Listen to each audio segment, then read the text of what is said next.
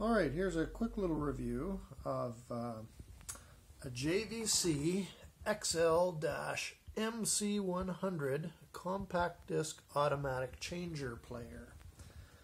So it's a two-piece unit. Basically, you can see on the bottom there with a bunch of discs on top is the control unit, which is really just a very lightweight box with a bunch of controls on the front and the display. When you pick it up, it has almost no heft to it. It's very, very light, but it's an old machine. It's vintage, I guess. Loosely, I say loosely vintage because it's from 1993, so it's not really from the golden era of the 70s of high-quality audio gear, but nevertheless, it's quite old, and it's also very, the computer portions of it are pretty simple.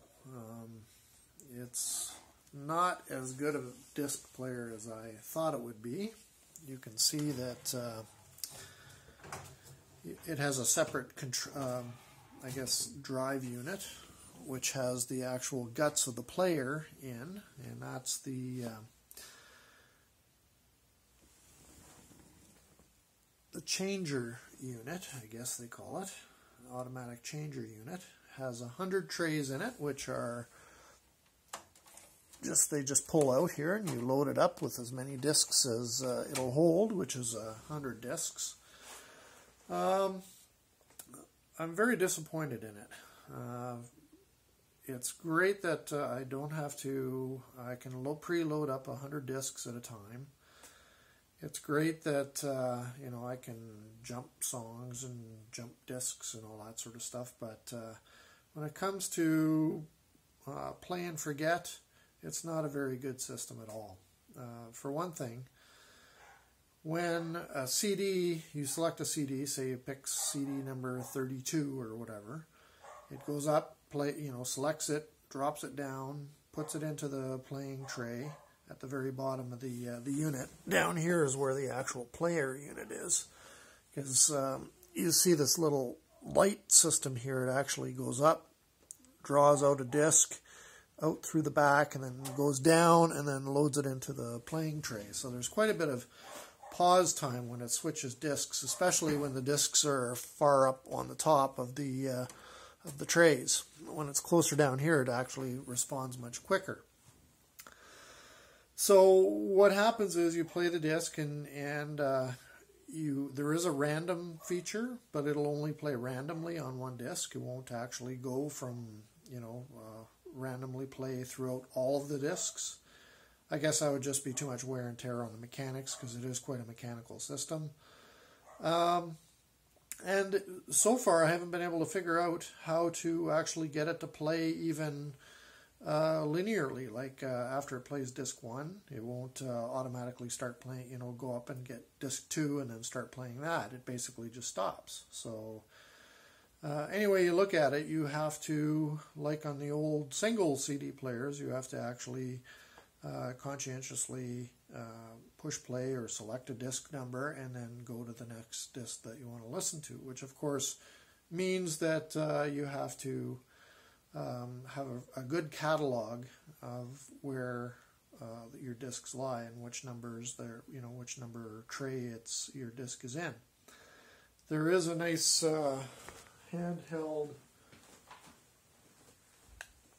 remote control, and of course you can go in here, but again the logic systems on it are horrible. Like for instance, if you want to find the name of a disc, you can actually pre-program up to 8 characters in here for a disc number. So I can say I've got, I don't know, Roxy Music in disc space number 39. So I can only go up to 8 characters by typing ROXYMUSI, I think it is. And basically it remembers it in the remote control. So, but when you select a disc, it doesn't automatically come up. And so when I say, okay, I want to select the Roxy Music disc, I'll enter the disc number and hit play. it doesn't actually display it unless you actually physically prompt it to say, I want to know what the name of the title is for disc 31 or 39 or whatever it is. So it's very, very, very dumb system, which would be expected from 1993, as computers weren't as good back then. So I paid $40 for the system. I guess I got my money's worth because it works good, it sounds good. But the only thing is, it really doesn't make playing CDs any simpler. The only thing it's saving you time on is opening jewel cases and sliding in discs in and out. So for that purpose, I guess it's a little bit better than a single disc player.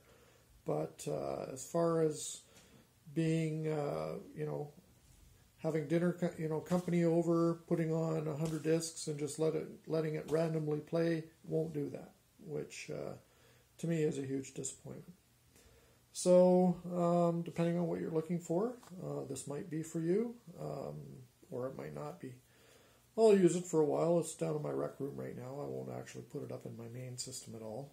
So I've got an old Silver Series Pioneer system like my main one upstairs, but this is only something I use when I'm sitting at my desk doing some work or whatever.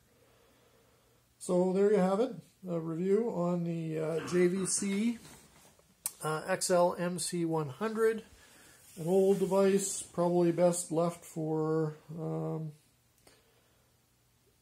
an interesting item to show off, but certainly not a great little unit to waste any of your money on.